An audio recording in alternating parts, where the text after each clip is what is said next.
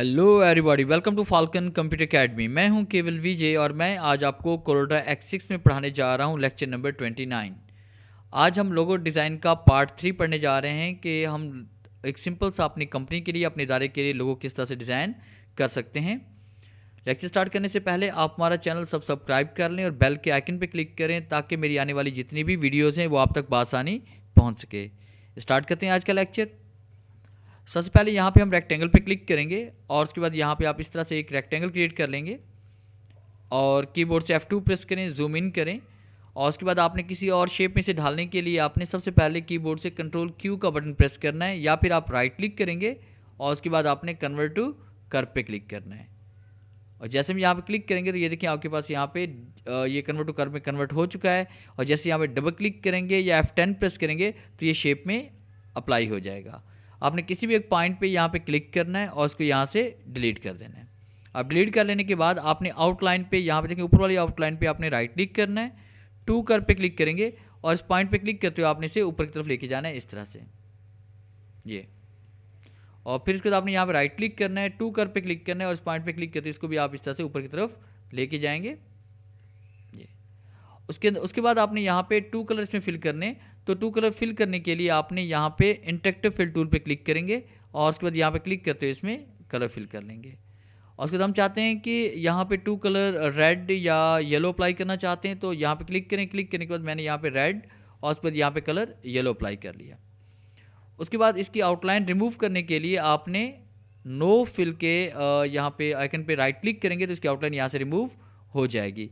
आप इसके अंदर थोड़ा सा वाइट इफेक्ट या वाइट शेड देने के लिए आपने सर्कल का यूज़ करना है, एलिप्स टूल का यूज़ करेंगे और यहाँ पे क्लिक करते हुए हमने एक सर्कल क्रिएट करना है और उसको रोटेट करेंगे क्लिक करके। इसका साइज़ इस तरह से कम करें आप और उसमें कोई भी कलर फिल करें। जैसे मैं यहाँ वाइट कलर फिल करना चाह रहा हूँ तो वाइट कलर पे हम क्लिक करेंगे और उसके बाद इसकी आउटलाइन रिमूव करने के लिए यहाँ पे राइट क्लिक आपने करना है, F2 प्रेस करते हैं और जूम इन करते हैं। फिर उसके बाद हमने इस पर ट्रांसपेरेंसी इफेक्ट अप्लाई करना है ताकि हल्का सा शेड जो है ना क्या लेंगे यहाँ पे अप्लाई होता रहे, हमें नज़र आता रहे ये इस तरह से।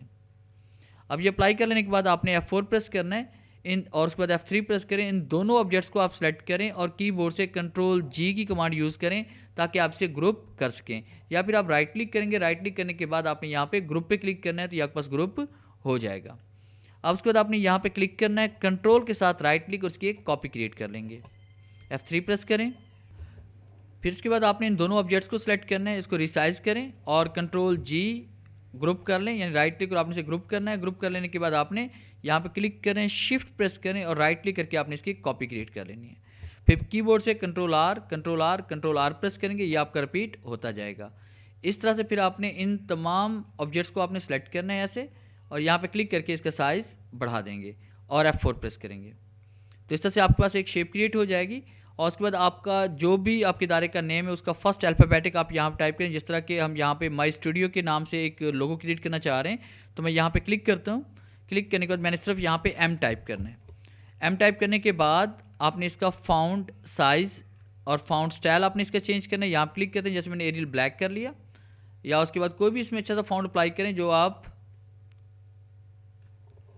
अपने लोगों के लिए सिलेक्ट करेंगे।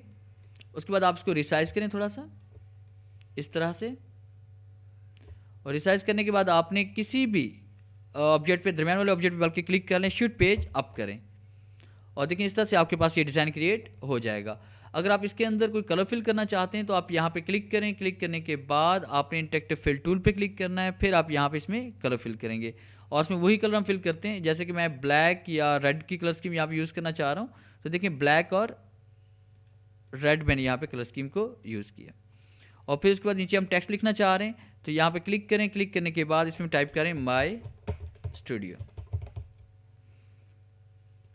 और कोई अच्छा सा इसमें फाउंट अप्लाई करें, फाउंट स्टाइल